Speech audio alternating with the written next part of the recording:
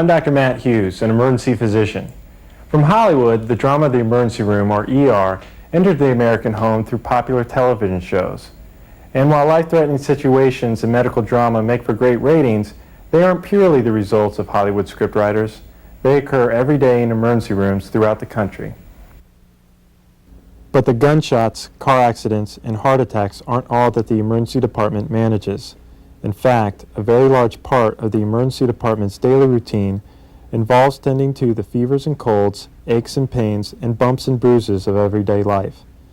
The ability to manage all patients that comes through its doors and simultaneously care for the minor illnesses and injuries as well as the life-threatening conditions, from the sniffles to the shotgun wounds, makes the emergency department an extremely sophisticated and complex healthcare resource. This mix of patients and their conditions is something that I see on a daily basis. However, to the patient, the emergency department may seem a bit overwhelming and complicated. This instructional video explores a typical emergency department, shows you its basic features and functions, and walks you through the process of caring for patients in the ER. In other words, by the end of this segment, you should have a better appreciation of just how the emergency department goes about seeing its patients. Patients typically come to the emergency department by one of two ways: independently, accompanied by family or friends, or by an ambulance, which can be either auto or helicopter transport. Next, regardless of how they arrived, patients are assessed by emergency department personnel through a process commonly known as triage. Here, a brief description of the problem is recorded. Vital signs like temperature, heart rate, blood pressure, and respiratory rate are documented, and when appropriate, a focused physical exam is conducted. This initial assessment then determines how quickly the patient needs to be seen by the physician. Most emergency departments have a system that places patients in the categories based on how soon their problem requires a doctor's care. The triage categories range from minor illnesses and injuries to immediately life-threatening events. Every patient in the emergency department is screened and then placed into the system based upon their condition. Some important characteristics regarding the emergency department may already be apparent. By necessity, it cannot be a first-come, first-served resource. For example, say you've come to the ER for a sore throat. While you need a medical evaluation, it was determined that you can safely wait until the physician's next opportunity to see you. After waiting some time, another patient arrives who may be critically ill. This patient will be seen before you because of his condition, despite the fact that you arrived first. Let me stress that this method of classifying patients does not minimize complaints or devalues patients' time by requiring a wait.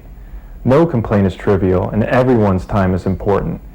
The emergency department system simply allows the sicker or more severely injured patients to be seen earlier. Along these lines is another important emergency department characteristic. The activity in the waiting room does not represent the overall activity in the emergency department. Oftentimes, while you're in the waiting room, other patients continue to arrive through the ambulance entrance, and they may require immediate attention.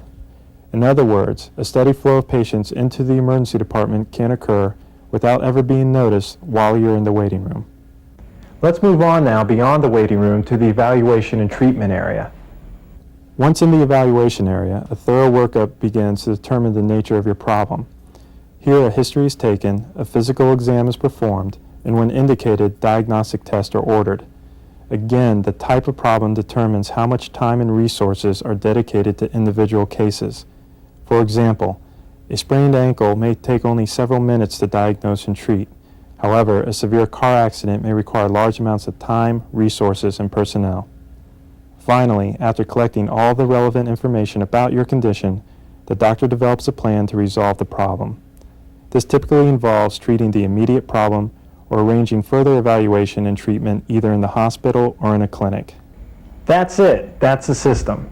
Patients arrive, are assessed, categorized based on their condition, and then evaluated and treated according to their priority, with the ultimate goal being the provision of high-quality health care in an efficient and organized manner to all patients.